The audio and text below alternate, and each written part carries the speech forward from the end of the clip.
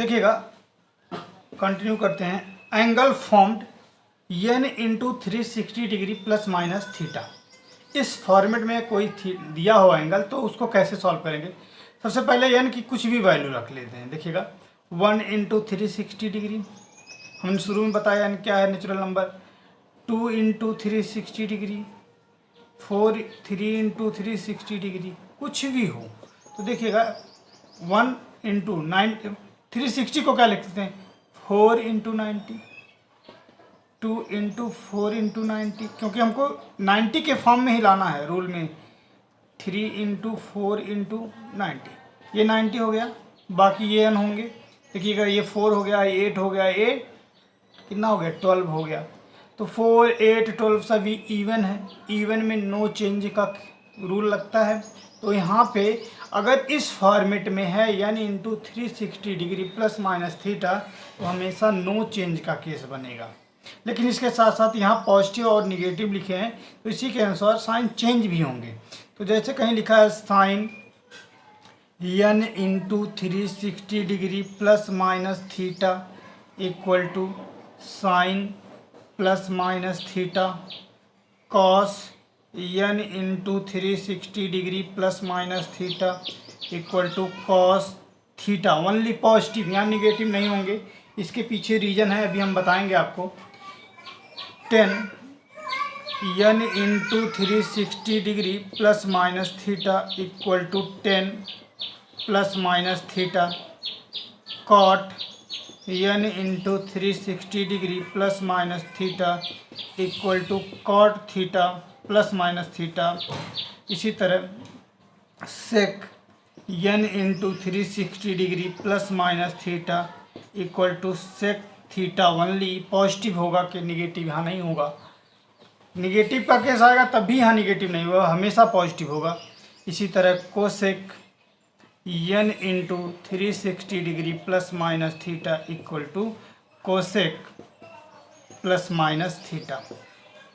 अब ये क्यों नहीं होंगे निगेटिव, इसके पीछे रीजन देख लीजिए आप लोग। अगला हेडिंग होगा निगेटिव एंगल। निगेटिव एंगल जब हम चैप्टर स्टार्ट कर रहे थे तब भी आपको समझाए थे, एक बार फिर से देखिएगा। एंगल क्या होते हैं कि दो रेज के बीच में इंक्लिनेशन एंगल ही थीटा एंगल कहलाता है। इंक्लिनेशन बिटवीन टू लाइन या two rays is known as angle. तो देखिएगा एंगल को हम थीटा से डिनोट करें। अगर हम इसे एक्स एक्सिस में एज्यूम करें तो एक्स एक्सिस से अगर एंटी क्लॉकवाइज डायरेक्शन में जाएं तो एंगल पॉजिटिव होगा।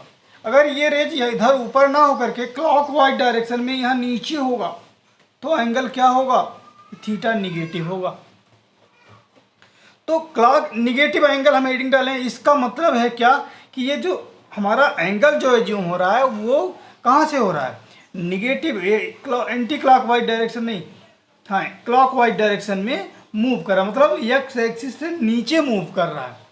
ठीक, अब इसके बाद देखिएगा, अब हमारा ये क्वाड्रेंट है, इसे ही एक्स एक्सिस हमने बताया था। अब यहाँ से जब कोई एंगल नीचे मूव करेगा तभी निगेटिव बनेगा, और नीचे जब मूव करेगा तो ये किस क्वाड्रेंट में पहुँचेगा, फोर्थ क्वाड्रेंट में। और फोर्थ क्वाड्रेंट में कॉस और सेक हमेशा पॉजिटिव होते हैं, इसलिए वहाँ पॉजिटिव कर दिए हम। तो ये निगेटिव एंगल है, तो ये कॉस और सेक दोनों पॉजिटिव होते हैं। इसी तरह निगेटिव एंगल का देख लीजिए, sine minus theta equal to minus sine theta. क्यों, क्योंकि ये फोर्थ क्वाड्रेंट में है, और फोर्थ क्वाड्रेंट में क्या होता है, साइन निगेटिव होता है।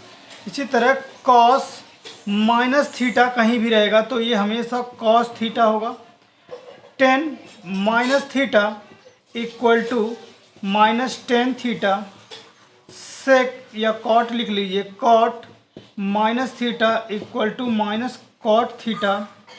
सेक minus theta equal to sec theta. Cosec minus theta equal to minus cosec theta. एक बार फिर से समझिएगा क्यों ये कॉस और सेक दोनों निगेटिव होते हुए एंगल हम पॉजिटिव लिखे हैं। इसके पीछे रीज़न ये है कि ये जब एंगल निगेटिव होगा तो फोर्थ क्वाड्रेंट में आएगा, और फोर्थ क्वाड्रेंट में कॉस आवश्यक दोनों वैल्यू हमेशा पॉजिटिव होते हैं, इसलिए इन दोनों को हम पॉजिटिव रखे हैं, बाकी 4 को हम निगेटिव कर दिए हैं। Thank you class.